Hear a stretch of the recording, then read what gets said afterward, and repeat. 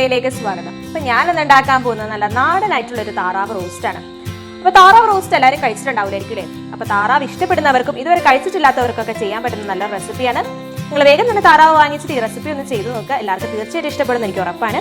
അപ്പൊ ആദ്യമായിട്ട് ഈ ചാനൽ ആരെങ്കിലും കാണുന്നുണ്ടെങ്കിൽ ഒന്ന് വേഗം ഒന്ന് സബ്സ്ക്രൈബ് ചെയ്തേക്കുക. സബ്സ്ക്രൈബ് ചെയ്യുമ്പോൾ തൊട്ടടുത്തൊരു ബെല്ലൈക്കൺ കാണും, അതും കൂടെ ഒന്ന് പ്രസ് ചെയ്ത് കൊടുക്കാൻ മറക്കരുത് കേട്ടോ. എന്നാൽ മാത്രമേ നിങ്ങൾക്ക് എന്നെ നോട്ടിഫിക്കേഷൻസ് കിട്ടുകയുള്ളൂ. അപ്പൊ നമുക്ക് വേഗം റെസിപ്പിയിലേക്ക് കടന്നാലോ. അപ്പൊ നമ്മൾ ഇന്ന് 1 കിലോ താറാവിനാണ് ഉണ്ടാക്കുന്നത്. 1 കിലോ താറാവ് ഞാൻ നന്നായിട്ട് കഴുകി വൃത്തിയാക്കി വെച്ചിരിക്കുന്നതാണ്. കഴുകാൻ നേരത്തെ നല്ല വിനാഗിരി ഉപ്പും കൂടി ഇട്ട് നന്നായി തിരുമ്പി കുറച്ചു നേരം വെച്ച് കഴുകുവാണ് ചെയ്തത്. ഞെരടി കഴുകുവാണ് ചെയ്തത്. നല്ല വൃത്തിയായിട്ട് ഞെരടി കഴുകണം, എങ്കിൽ മാത്രമേ എന്റെ എന്തെങ്കിലുമൊക്കെ ടേസ്റ്റ് അല്ലെങ്കിൽ ചൊവയൊക്കെ ഉണ്ടെങ്കിൽ അതൊക്കെ പോകുള്ളൂ. അപ്പൊ അങ്ങനെ കഴുകി വെച്ചിരിക്കുന്നതാണ്. പിന്നെ നമുക്ക് വേണ്ട സാധനങ്ങൾ എന്ന് പറയുന്നത് ഒരു 15-20 അല്ലി ചെറിയുള്ളിയാണ് എടുത്തിരിക്കുന്നത്.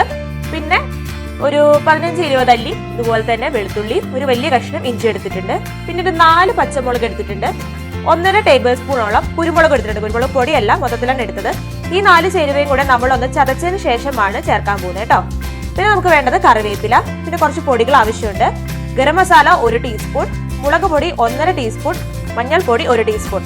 ഇത്രയും കൂടെ ഉണ്ട്. ഇത്രയും നമ്മൾ ഒന്നിച്ച് ചേർത്തതിന് ശേഷം നമ്മൾ ഒന്ന് വേവിച്ചെടുക്കുകയാണ് ചെയ്യുന്നത്. കുക്കറിൽ വിസിൽ വെച്ച് വേവിക്കുകയാണ് ചെയ്യാൻ പോകുന്നത്.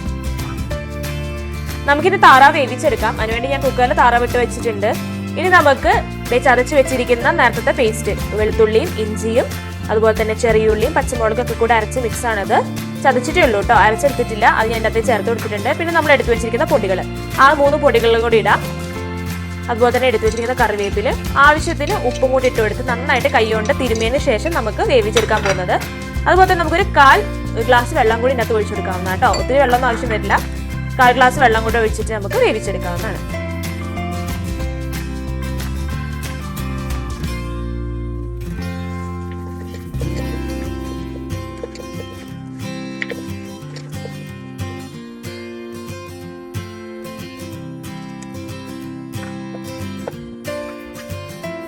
നമ്മുടെ താറാവ് ഇപ്പൊ ഞാൻ വേവിച്ചെടുത്ത് വെച്ചിട്ടുണ്ട്. 2 വിസിൽ വരുത്തിയിട്ട് എയർ കളഞ്ഞിട്ടുണ്ടായിരുന്നില്ല. അത് കഴിഞ്ഞപ്പോൾ എടുത്തപ്പോൾ കറക്റ്റ് വെന്തിട്ടുണ്ടായിരുന്നു.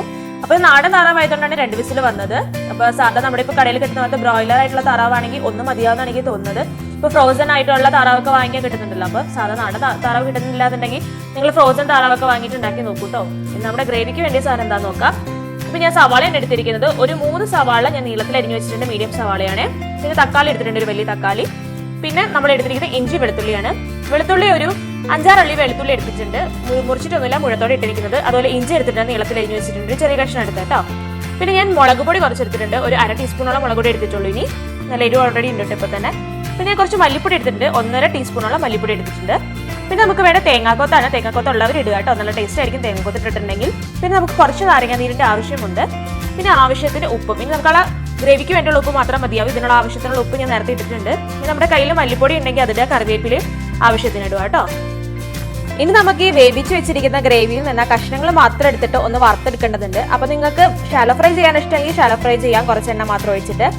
ഇപ്പൊ ഓൾറെഡി നല്ല എണ്ണയൊക്കെ ഇതിനകത്ത് ഊറി വന്നിട്ടുണ്ട്. അതേ നമ്മുടെ എണ്ണയൊന്നും ഒഴിക്കില്ല കേട്ടോ താറാവില്.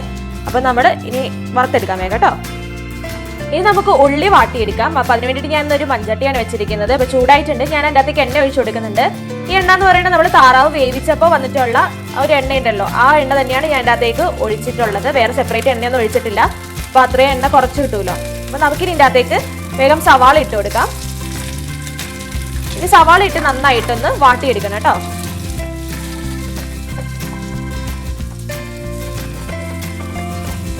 നമുക്ക് ഇതിൻ്റെ അകത്തേക്ക് ഈ ഗ്രേവിക്ക് ആവശ്യമായിട്ടുള്ള ഉപ്പും കൂടെ ചേർത്ത് കൊടുക്കാം കേട്ടോ. നമ്മൾ എപ്പോഴും പറയുന്ന പോലെ തന്നെ ഉള്ളി തന്നെ ചേർത്ത് കൊടുക്കാം. പെട്ടെന്ന് ഉള്ളി വെള്ളവും ചെയ്യും. ഇനി നന്നായി മിക്സ് ചെയ്ത് കൊടുക്കാം. ഇനി ഇത് വാടിയതിന് ശേഷമാണ് നമ്മൾ ബാക്കി സാധനങ്ങൾ ചേർക്കാൻ പോകുന്നത്.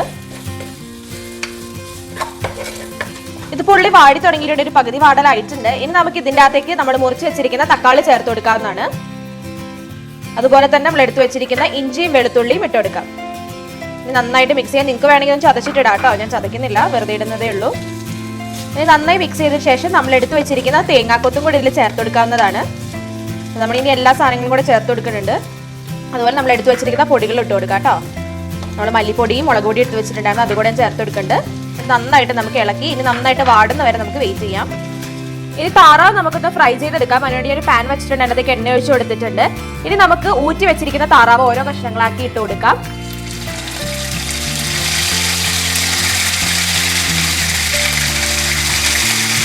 നമ്മുടെ താറാവ് ഇപ്പൊ റെഡി ആയിട്ടുണ്ട്. ഞാൻ ഒരു സൈഡ് ആയപ്പോഴത്തേക്കൊന്ന് മറിച്ചിട്ടായിരുന്നു കേട്ടോ. ഇനി നമുക്കിത് വേഗം എടുക്കാം. എടുത്തതിന് ശേഷം എണ്ണ വാർന്നു പോകാൻ വേണ്ടിയിട്ട് നമുക്കൊന്ന് മാറ്റി വെക്കാവുന്നതാണ്. എന്നിട്ട് നമുക്ക് ബാക്കിയുള്ള താറാവ് ഇതുപോലെ തന്നെ വറുത്തെടുക്കാം കേട്ടോ.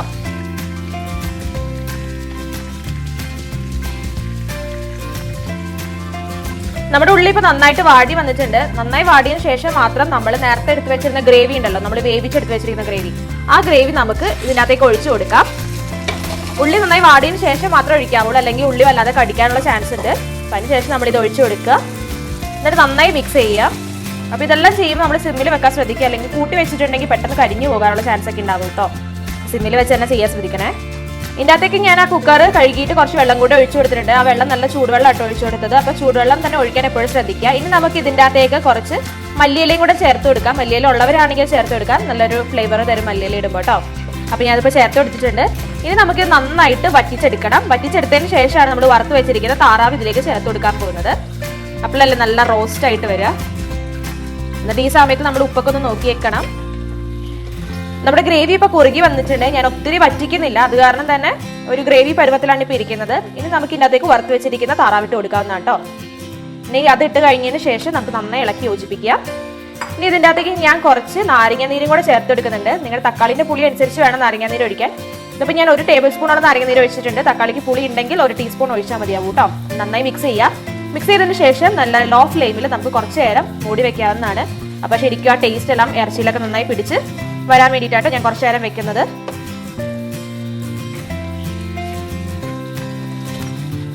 ഇതിപ്പോൾ ഞാൻ ഒരു 5 മിനിറ്റ് നേരം സിമ്മിൽ മൂടി വെച്ചിട്ടുണ്ടായിരുന്നു. ഇതിപ്പോൾ എല്ലാം നന്നായിട്ട് പെരണ്ട് നല്ല അടിപൊളി വന്നിട്ടുണ്ട്. ഇനി നമുക്ക് ഇതിൻ്റെ അകത്തേക്ക് ഒരു നുള്ള പഞ്ചസാര ഇട്ട് കൊടുക്കാം. ഒരു നുള്ള ഇട്ടാൽ മതി, ഒത്തിരി ഒന്നും ഇടണ്ട. നമ്മുടെ ആ ഉപ്പെല്ലാം ക്രമീകരിക്കാൻ വേണ്ടിയിട്ടതാട്ടോ. ഇനി ഇതിൻ്റെ അകത്തേക്ക് ഞാനൊരു 1/4 ടീസ്പൂൺ കുരുമുളക് പൊടിയും 1/4 ടീസ്പൂൺ ഗരം മസാലയും കൂടി ഇട്ട് കൊടുക്കുന്നുണ്ട്. അത് 2 എരിവിന് വേണ്ടിയിട്ടോ ഇതൊന്നും അല്ല ഇടുന്നത്. നല്ലൊരു ഫ്ലേവർ കിട്ടും നമ്മൾ ലാസ്റ്റ് ചേർക്കുവാണെങ്കിൽ. അതിനുവേണ്ടി മാത്രമാണ് ഇട്ട് കൊടുക്കുന്നത്. ഇപ്പൊ നല്ല കറക്റ്റ് എരിവൊക്കെയാണ്. നമ്മളെപ്പോഴും താറാവൊക്കെ ഉണ്ടാക്കുമ്പോൾ നല്ല എരിവ് മുന്നോട്ട് നിൽക്കണമെന്നാ പറയുക. എന്നാൽ ആ കറക്റ്റ് നല്ല ടേസ്റ്റ് ഒക്കെ വരുമെന്ന് പറയൂ കേട്ടോ. ഇതിൻ്റെ അകത്തേക്ക് ഞാൻ കുറച്ച് കറിവേപ്പില ഞെരടി നന്നായിട്ട് ഇട്ട് കൊടുക്കുന്നുണ്ട്. ഇനി നന്നായി നമുക്ക് മിക്സ് ചെയ്തതിന് ശേഷം തീ ഓഫ് ആക്കാവുന്നതാണ്. അങ്ങനെ നമ്മുടെ അടിപൊളിയായിട്ടുള്ള താറാവ് റോസ്റ്റ് റെഡിയായി വന്നിട്ടുണ്ട്.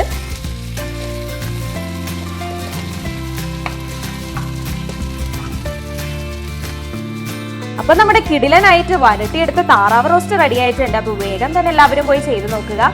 എല്ലാവർക്കും ഇഷ്ടപ്പെടും കേട്ടോ. താറാവ് കഴിച്ചിട്ടില്ലാത്തവർക്കും ഇഷ്ടപ്പെടും. ചെയ്ത് നോക്കുക തീർച്ചയായിട്ടും. അപ്പോൾ നിങ്ങൾക്ക് ഇഷ്ടപ്പെട്ടിട്ടുണ്ടെന്ന് ഞാൻ വിചാരിക്കുന്നു. ഇഷ്ടപ്പെട്ടിട്ടുണ്ടെങ്കിൽ ഒന്ന് വേഗം ആ ലൈക്ക് ബട്ടൺ ഒന്ന് ക്ലിക്ക് ചെയ്തേക്കും കേട്ടോ. അതുപോലെ കമന്റ് ചെയ്യാനും മറക്കരുത്. നിങ്ങളുടെ അഭിപ്രായങ്ങളും നിർദ്ദേശങ്ങളൊക്കെ എന്നെ അറിയിക്കാവുന്നതാണ് കമന്റ്സിലൂടെ. അതുപോലെ ആദ്യമായി കാണുകയാണെങ്കിൽ സബ്സ്ക്രൈബ് കൂടെ ചെയ്യാൻ മറക്കരുത്. അപ്പൊ അടുത്ത ദിവസം ഞാൻ പുതിയൊരു ഡിഷുമായിട്ട് ഇതുപോലെ വരുന്നതായിരിക്കും. ഇതുവരെ എല്ലാവർക്കും ബൈ ബൈ.